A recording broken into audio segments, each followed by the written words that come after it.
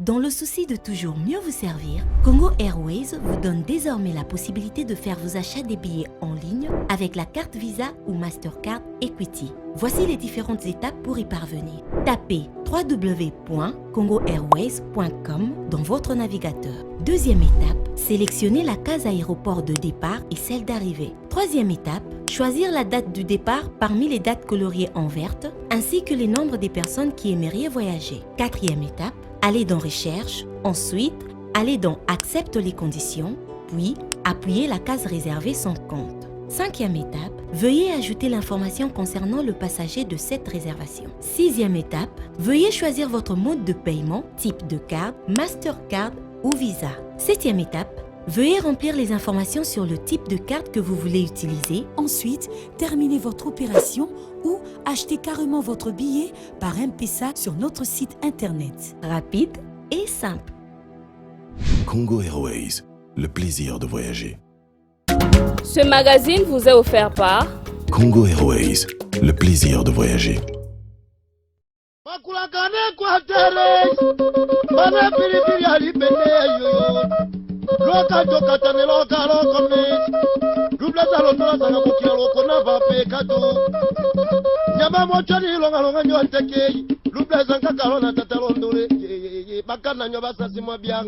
Mukumba ya koloba makambo Equateur na Kinshasa tangu yazoloba makambo oyo ebongina alakisa bango que les premiers habitants de l'Afrique habitent dans les forêts équatoriales. Esengeli alataka bukumu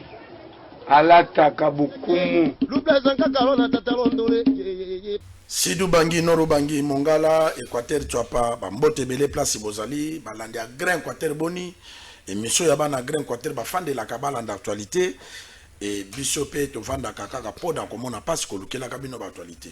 Les Lomingi, Tokolobele, la Grand Baleine, Guilan Domboyo, ministre et aménagement du territoire, les Lopé Tokolobela. Vice-ministre de la transport et qui la passe Kazali, Mona Yagren Quater, Cheribo Kendepe, Azali, Mona Yagren Quater, passe Kaza, Anamongo, Anamongo, et Mounene, mais Bisso, émission à Bisso Oyo, Tozoa quoi, porter Ming, Bana Yagren Quater, ko soutenir l'action na Bango.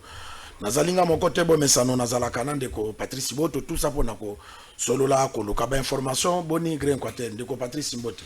Mbote. De konkumu mbote mbaimboka mbote bakulaka baso ba Grand Équateur to pese bilo mbote ming.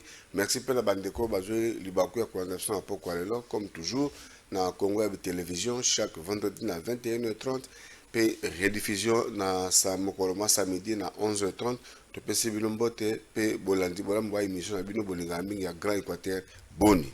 Ndeko Michel Wangi mbote nkomu kivete mbote pe na bato bolanda biso na poko lelo.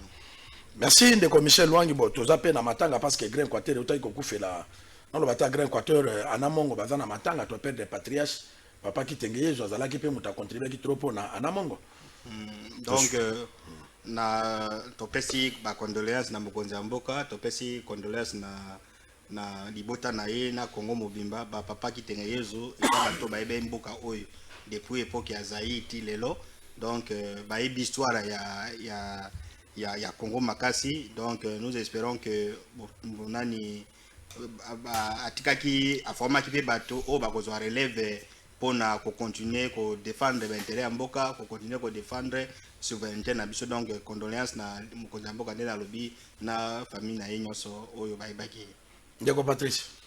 Kozana histoire moko te pona papa kitenge. Non, c'était monument accueilli. C'est quelqu'un qui n'a maillé mingi qui beaucoup de sagesse pour surtout mingi na tali union sacrée. Il a beaucoup contribué dans le conseil et puis particulièrement dans Grand Équateur. Il est pas que Luka abandonne mingi kokota makambo Grand Équateur ko boma moto unité Grand Équateur na moni mingi tango nungu nungu zaki makasi na Nord Bangi il a beaucoup investi pour na benga bandeko pesa conseil pe tala lelo kimi ekoti na Nord Bangi vraiment que ce nom repose en paix zanzela bishobaso il est qui aille le petit sur la pomme qu'on a ça aucun. Merci ngai na koloba ke papa kitenge zuna na souvenir amana parce que pour nanga na ba ministre de la communication ya République démocratique du Congo à l'époque Zaïre et pour nanga ezalaka mibale ezali kaka papa kitenge Yesu oya tiki biso persona nzambe mabela bakoko eyamba et puis totikali lelo na ndeko la mère mende pour nanga bato ba marquer histoire ya ministère de la communication ezali bato na mbale parce que ba défenda qui vraiment état na biso et nzambe alukela yesika kaka ndenga continuaki ko défendre mabele na mona milimo pe à défendre. Merci. Non ngana zolo bangai, nazolo bangai sa komba zalaka suka mais na suka yaki ko mokonzi ateka ka secret mokonzi na été malgré mi pepe. Il faut to l'exemple ya mama Zuza Bombo. Lelo ba gouvernement leki combien?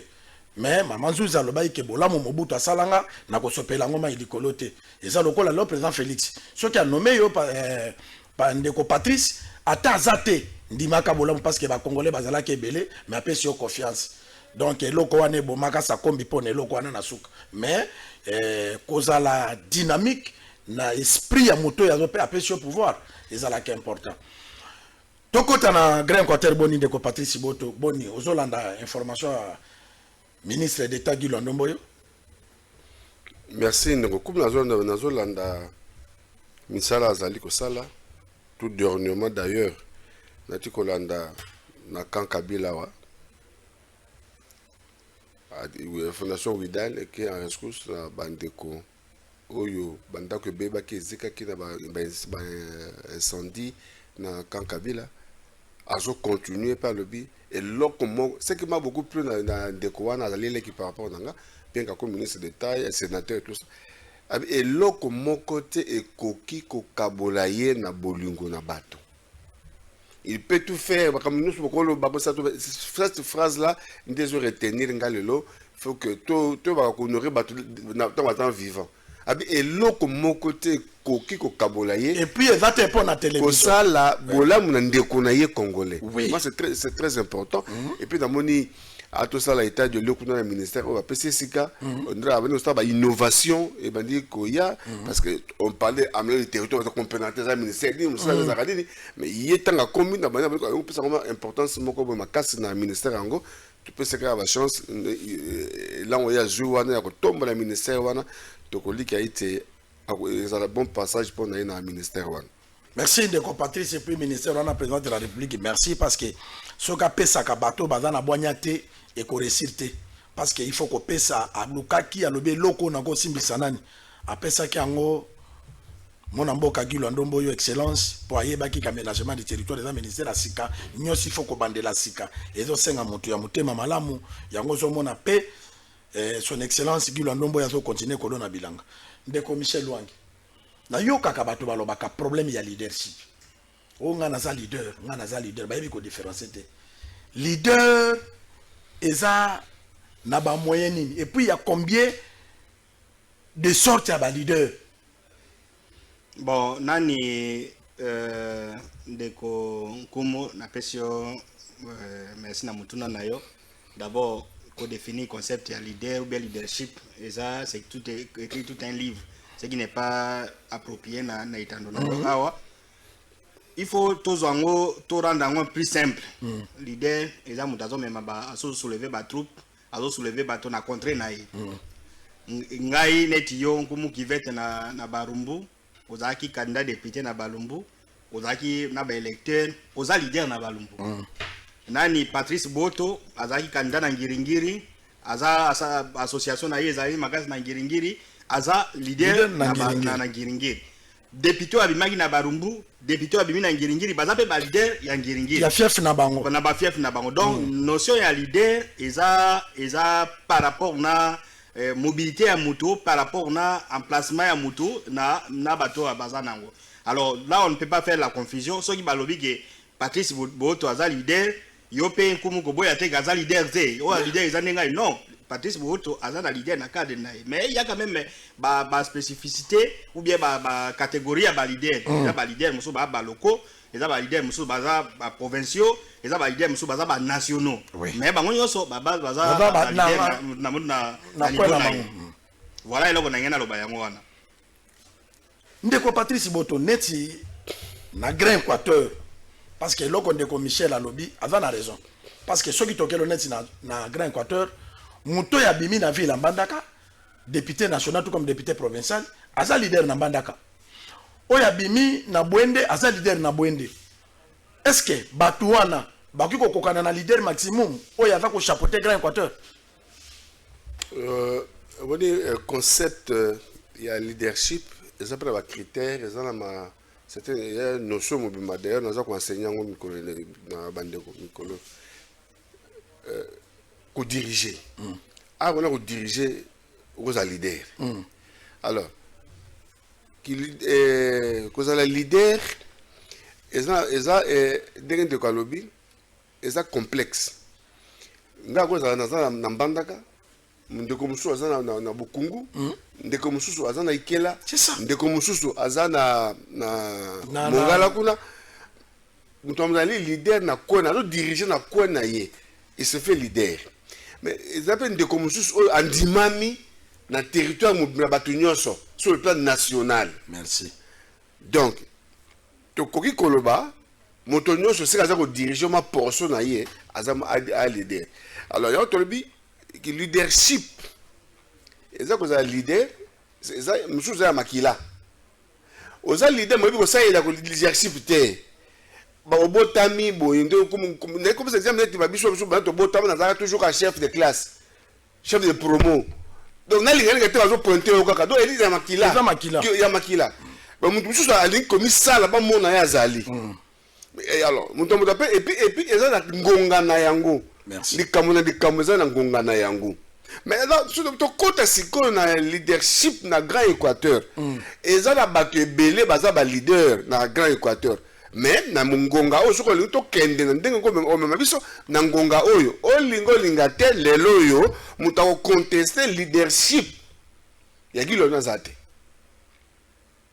Comme na ba 2005, 2008 muta ko contester leadership Jean-Pierre Bemba azate.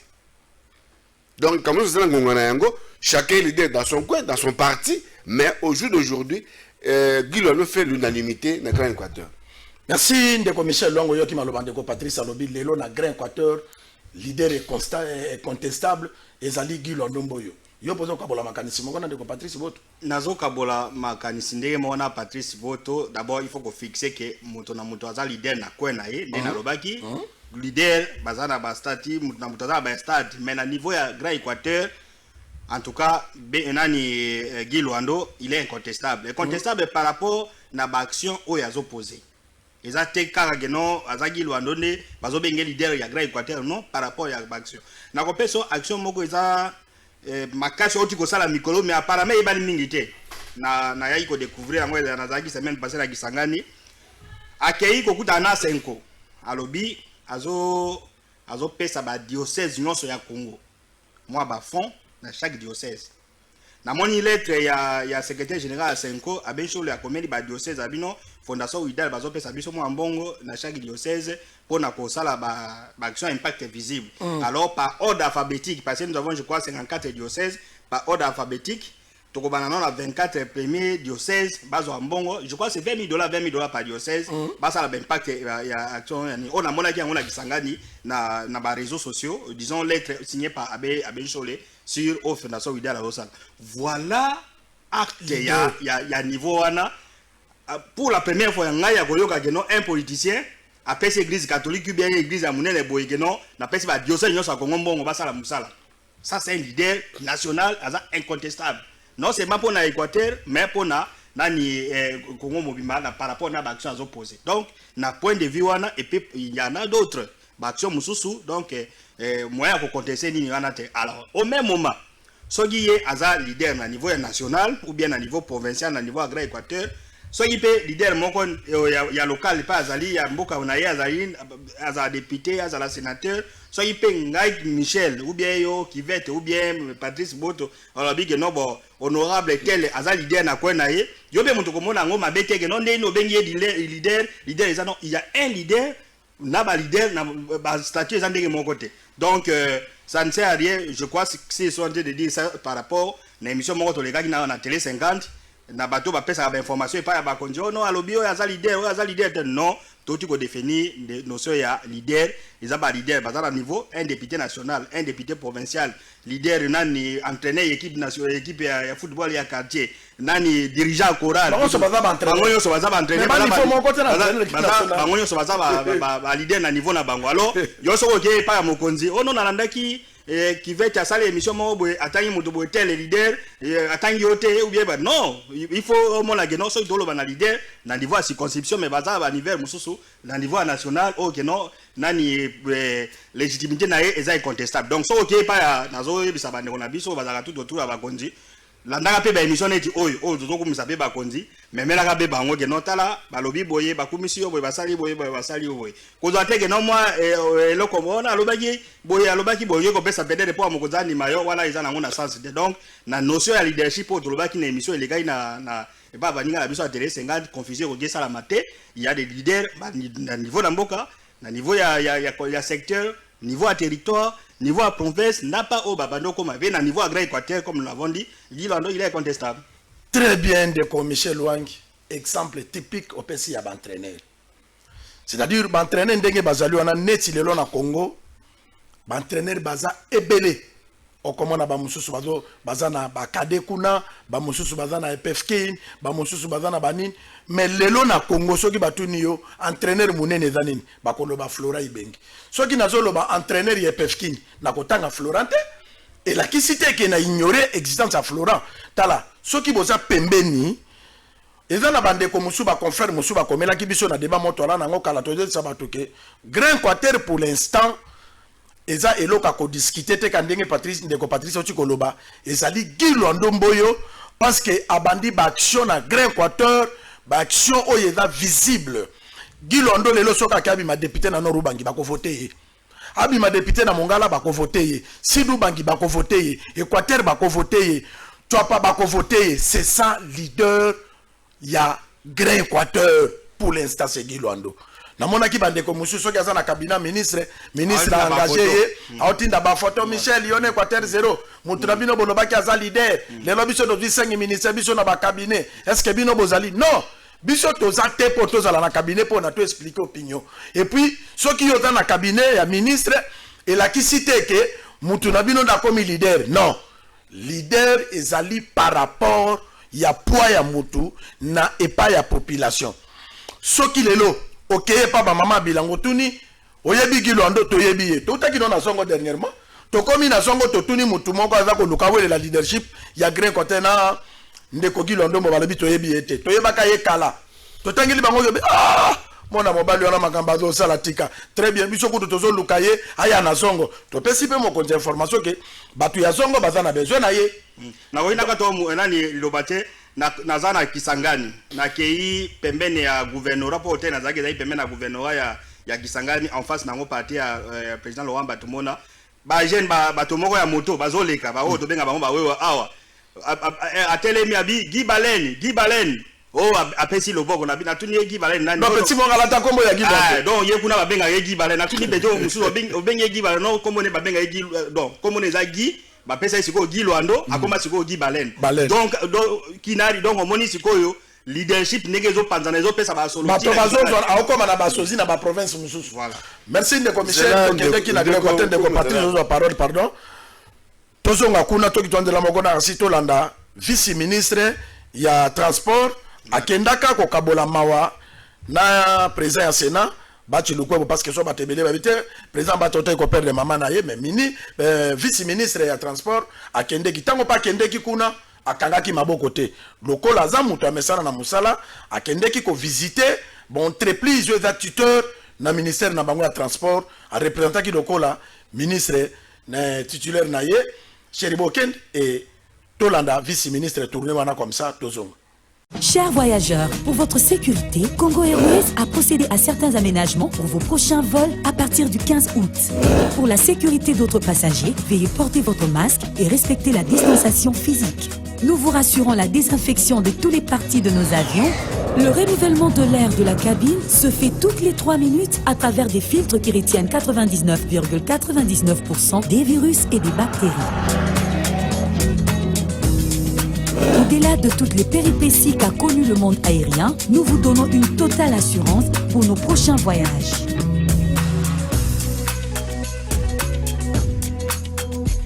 Congo Airways, le plaisir de voyager.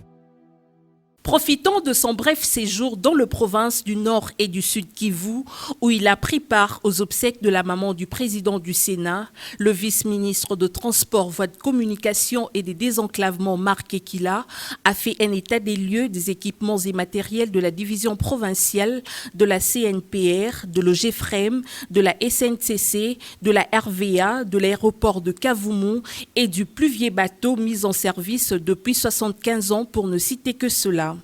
Il ressort de cette visite, entre autres, que l'état notamment de la piste d'atterrissage de l'aéroport de Kavumu nécessite de travaux de réhabilitation et de modernisation pour une sécurité. Pas question de baisser pavillon non plus. Le vice-ministre de Transport, Marc Ekila, est déterminé à contribuer à la concrétisation de la vision du chef de l'État et du programme d'action du gouvernement Sama Lukonde afin de faire un plaidoyer auprès des instances habilitées. Mon séjour ici à Bukavu, j'ai pensé quand même profiter de l'occasion pour faire effectivement cet état de lieu sur le terrain. Vous savez que c'est différent quand vous recevez les rapports en étant au bureau et une descente sur le terrain. Et là, après notre visite, notre passage sur le bureau de SNCC, le directeur nous a conviés pour constater l'occupation anarchique du site du port de SNCC ici à Bukavu.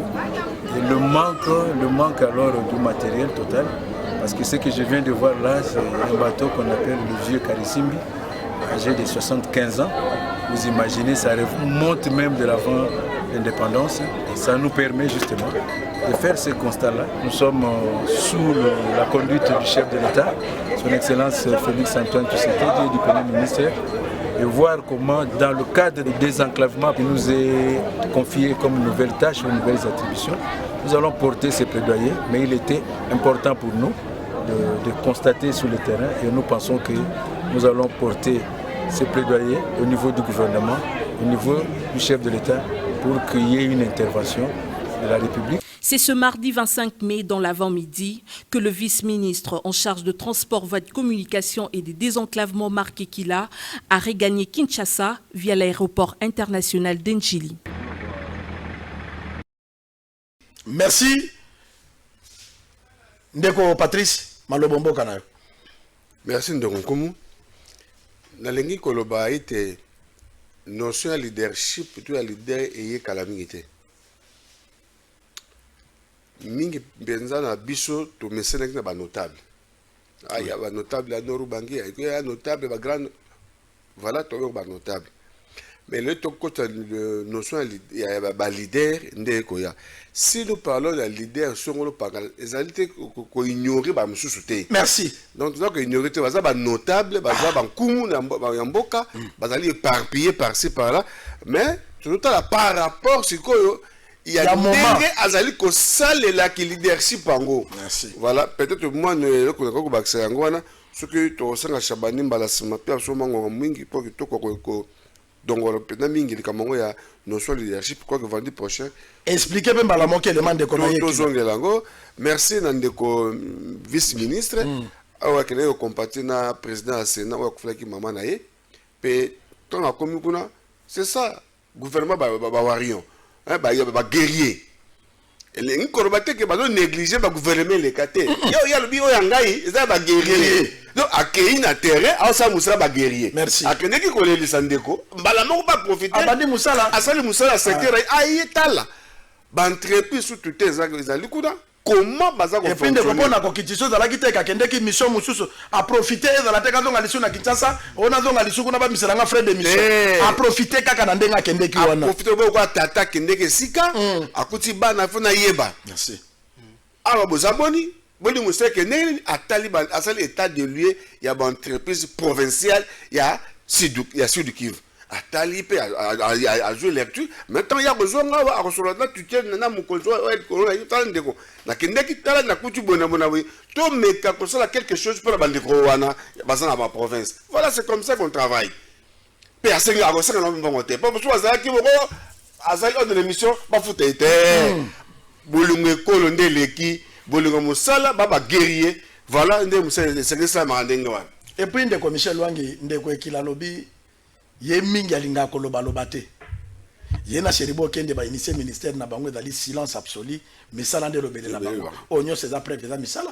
Oui, bon, on moni ndeko marque kilazalaki bon disons profil na ye cursus na ye za mutu moka lobaka te mais soko moni o makamba bani ko sana ministère na bango je crois peut-être 1 mois mais on dirait basali inane. On dirait 5 ans.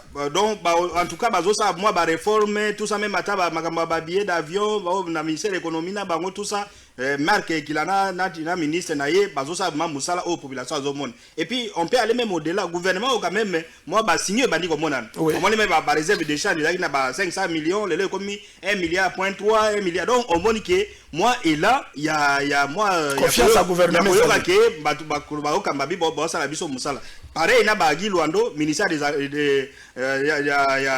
aménagement du territoire, les gens pensaient comme si c'est quelque chose de creux, les années tout ça. Mais Abano peut s'en forme. Aménagement du territoire, comme même infrastructure, comme même logistique, na bateau, place bateau basali vers développement. C'est ce qu'il est en train de faire donc à niveau ministère naïe. Nous espérons que et là où ils ont ça la ministère il y a transport, aménagement du territoire, là bas ministère et surtout le ministère de la défense na intérieur pour que qui mekota na mboka eu égard na prolongation ya état d'urgence gouvernement et s'occuper na makambo ya mboka ndeto constater donc c'est quand même une bonne chose pour na mboka na biso disons coup de chapeau na vice ministre Marc Kilana ministre na yo Cheribo Kende bazolo bate mais misa ezo salama pour na bolamu ya gouvernement pe bolamu ya peuple congolais mobile. Ndeko Patrice troisième vague ya Covid eye lisusu pourquoi qu'on conseille ba congolais nini parce que il faut to bibattre là pour na bolamu oyo gouvernement zo sala ceux qui tolie kangano na Michel de kozana malamu te il faut nyo surtout za la bonne santé to yo ka pe instruction gouvernement pour na to za la bokolongo nous to longa pe coronavirus. Merci ndeko bandeko bazali kolanda biso ya ngonga oyo maseke zate to mi batela na malade oyo ba bengi ya coronavirus qui c'est zate baza ko tâtonner baela biso ba vaccin wa esebi malamu penda te tozongisa kiango atosenga na biso ba ibanso bazolanga biso na tando eke to mi batela to respecter bon ndenge ministre la santé ate koloba to respecter ba geste barrière to ataka ba masque to soko atanga no so maboko et vous allez malamu soko le ko atténuer to sala ka boy to respecter ma imanso ba yebisa ke biso j'en profite de concours pour ba so ndenge bande ko na biso ya bazana ministère travail ba ya transport ba mingi te ministère ndeloba au moins tango ba komi vice ministre ki ayambaki lisusu ba entreprise nyonso o eza na kati ya ministère ya transport bazana ba service médical ba corps médical ayambaki bango pour passer l'état de lieu mental coronavirus pour que ce soit que misala bato ça misala sur le plan professionnel ba respecter ba geste barrière pour battre ba personnel na bango voilà ce misala musu bato ça mikolo yangwana donc to respecter ma immense gouvernement ayebisi biso pour tel ba geste barrière ndi ya lolenge na biso ya komi batela ndi yango wana peut respecter couvre-feu voilà merci to respecter couvre-feu bazali ko landa biso ministère à transport ils ont continué à travailler parce que bangonde bazali ba danger pour na Covid parce que bangonde bazo gérer ba avion oye mema kabatu awa pona kokota corona bangonde ba gérer ba bateau bangonde ba gérer ba train yango zo mona papa Cheribo Kende na vice ministre na ye Marc Kila bazali ko sala ba réunion de plus en plus rasi so revendre la mokona biso zo élément wana bongo tozonga. Chers voyageurs, pour votre sécurité, Congo Airways a procédé à certains aménagements pour vos prochains vols à partir du 15 août. Pour la sécurité d'autres passagers, veuillez porter votre masque et respecter la distanciation physique. Nous vous rassurons la désinfection de toutes les parties de nos avions. Le renouvellement de l'air de la cabine se fait toutes les 3 minutes à travers des filtres qui retiennent 99,99% des virus et des bactéries. Au-delà de toutes les péripéties qu'a connu le monde aérien, nous vous donnons une totale assurance pour nos prochains voyages.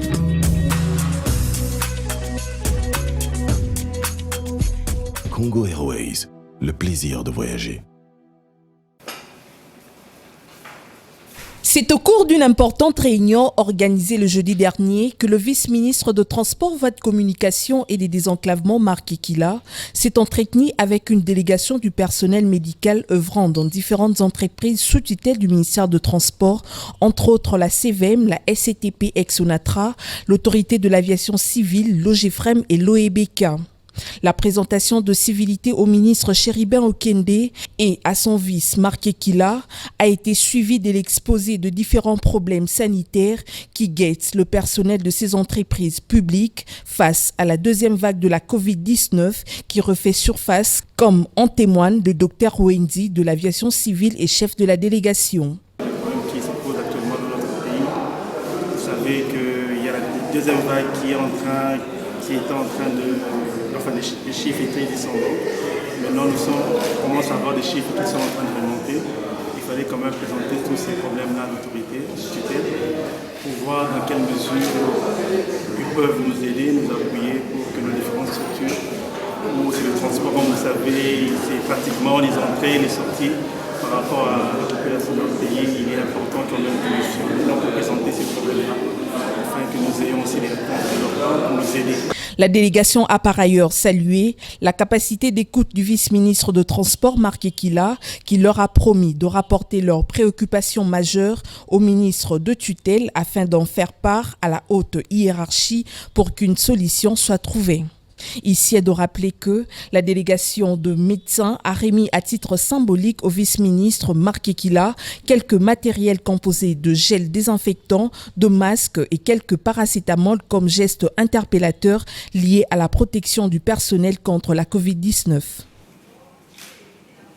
Merci Rassis, Ndeko Michel, Diloba Moko Yasuk, pour na temps et Sili. Bon, il a su que biso doza ba journaliste, doza ba acteur à société civile, nous devons défendre toute personne oyo et conseil à tout défendre et ça je suis en train de faire par rapport à l'observation de l'émission de ça là qui peut-être Hollanda il peut n'a pas appel bazo benga non comment qui va te yo ko bongate tout ça boyo ko ça boyo défendre muto bakanye tout ça donc on a zalaka na pouvoir appeler ça bine lokote mais to lobaki yango ki appeler ça biso lokote mais to kotika ete biso be to ana opesa biso eloko opesa biso eloko te opesa biso muso opesa biso muso basomba kandeko to za bandeko to défendre bandeko musu bazali na difficulté il y a quelques années to défendre musu bana difficulté nous allons défendre encore d'autres bon à la difficulté donc biso musala biso et ngona donc espèce d'interprétation de mutunyo sur la Grande Équateur à la difficulté biso na pouvoir ya biso ya pondisango kolobelaye to kolobelaye peu importe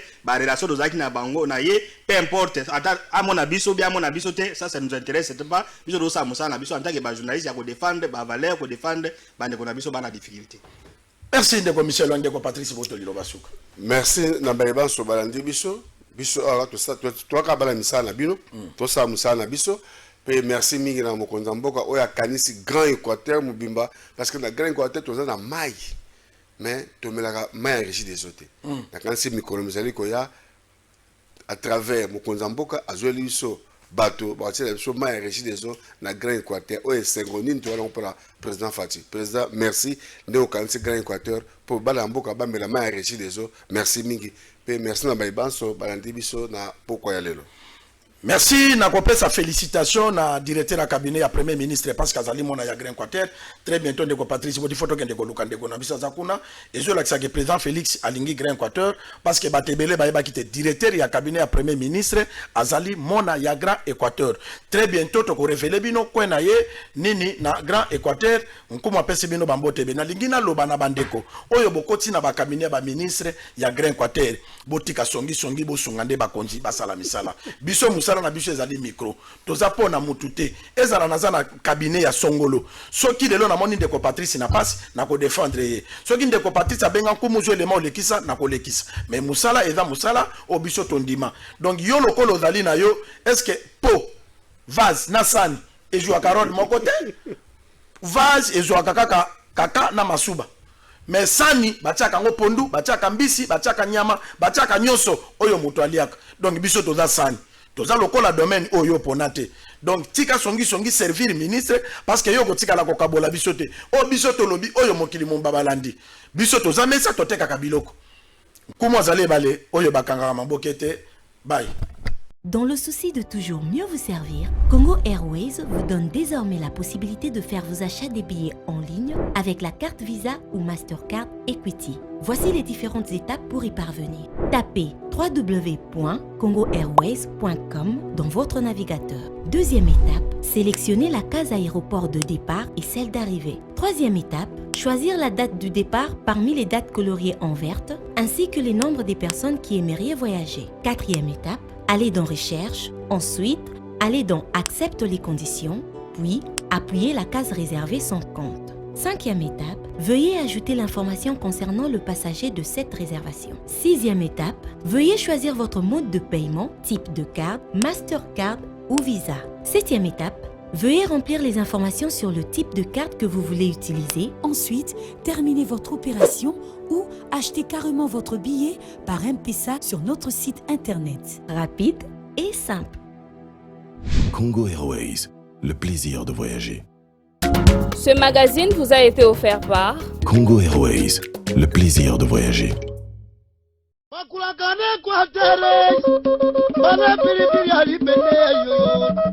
Loka